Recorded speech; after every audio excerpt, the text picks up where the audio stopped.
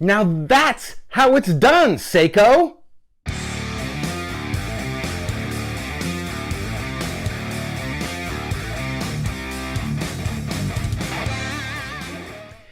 If you're at all familiar with my channel, or if you've watched any of the videos I've done on Seikos, you'll know that I, as well as many other YouTubers and watch collectors, have a real issue with the way Seiko, the decisions that they make sometimes, and their quality control, their misaligned bezels, misaligned dials, the materials that they use, hollow end links sometimes instead of with a mill clasp and vice versa. It's just all over the map with Seiko.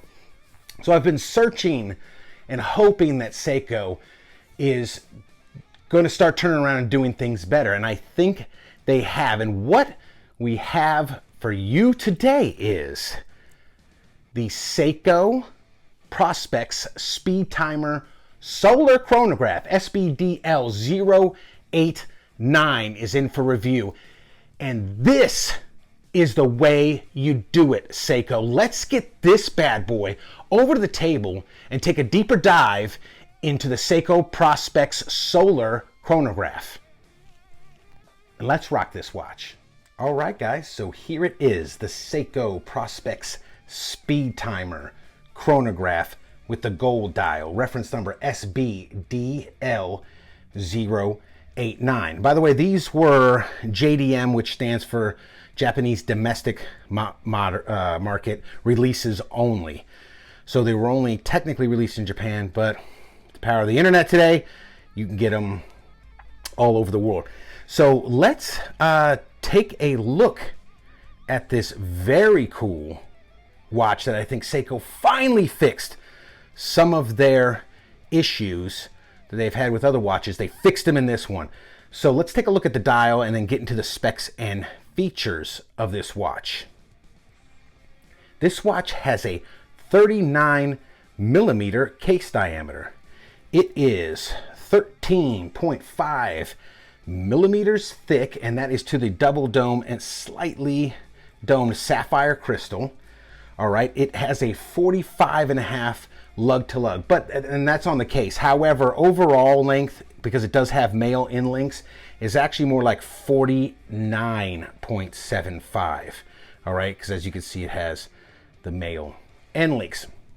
Lug width on this is 20 millimeters. It is powered by the Caliber V192 solar chronograph movement. It has 100 meters of water resistance. It has a 3 o'clock unsigned non-screw down crown that measures 6.6 millimeters, so about 6.5 millimeters on this bad boy in the crown, which is right there in the slot. That's perfect. As you can see, bracelet is 20 millimeters at the top, tapering down. Very nice gradual taper to 18 millimeters to the fully milled, thank you Seiko, fully milled clasp. It has solid links, solid end links, okay? And it's held together with their Seiko's pin and collar system. All right, this watch finally, you don't know how many times I've come across Seikos that'll have solid links, hollow end links. Solid end links, hollow bracelet made to look like a solid links, and pressed clasps and all that on very expensive. I consider $1,000 expensive for a watch. On $1,000 watches, you'll find that kind of stuff. So let's take a look at another look at the dial, but let's really get in there and take a detailed look at the dial. As you can see, this one is the gold reference, and I don't know if the camera's picking it up, but it's a very cool textured dial. Okay, it's like a pebble or sand texture dial on here. As you can see, it has 3 sub dials. 9 o'clock sub dial is the 24-hour clock. 6 o'clock sub dial has a dual purpose there. It is currently, as you can see it now, it is on the solar gauge. This is, again, stated before, it is a solar chronograph, okay? So it is currently reading full. That's its power indicator right there. But it is also the 60-minute subdial. As soon as you hit the chronograph here, we'll engage the chronograph and take a look at that. 9 o'clock subdial is the running seconds. So let's see what happens when we start this bad boy up. There we go, started the chronograph. Did you see the 6 o'clock subdial go straight to the 60 minutes? Okay, and we'll let it run, stop it, we hit the button, chronograph hand zips around to 12. If we hit this button again, it'll naturally do it, but if we hit the button again, it goes to the 6 o'clock subdial will go to the power reserve. 4:30 date on this one. I don't have a problem with that at all. Kind of dig it. All right, so let's see what the case back looks like. What's it say on the case back there? It says sapphire crystal, Seiko. It has a Prospex X, water resistant, 10 bar stainless steel, made in Japan, V192-0AF0. Guys, this is a very cool, very popular watch, okay? For around $500, somewhere in that range. You can pick them up a little bit below, but then with shipping, just call it $500. Seiko, in my opinion, finally got it right on this one. They finally got it right. On this one, it looks like everything lines up.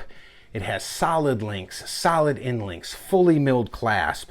It's not, you know, and right there at the right price. If they stay in this slot in the $500 range and they make their watches like this, that would be flipping amazing. They would be killing it. They would start to step it up to where people believe they should be. So let's get a wrist shot on this bad boy and see what that looks like. Let me take off. By the way, I did not say what I was wearing before. I am wearing my Tissot chronograph, automatic chronograph. It's very cool. Looks like it's got some water on there. But yeah, man, that's a very cool watch. Go check out the video. I did a video on this one. That's a very cool watch. Let's see what this looks like on the wrist. Yeah, man. That is perfect. The 39 millimeter case diameter is excellent. You can't get better than that. So let's get a lume shot and see what that looks like. All right, folks, there it is. As you can see, you get a little bit of lume at the 12, 3, 6, and 9, right on the edges, and the hour and the minute hand are lume, which is really all you need. The very tip of the chronograph hand is lume, but you know, are you going to be using that at night? Maybe, but I doubt it. And of course, this is Seiko's LumiBrite, which is excellent. So let's flip this camera around and go get the final thoughts. All right, guys, so there it is.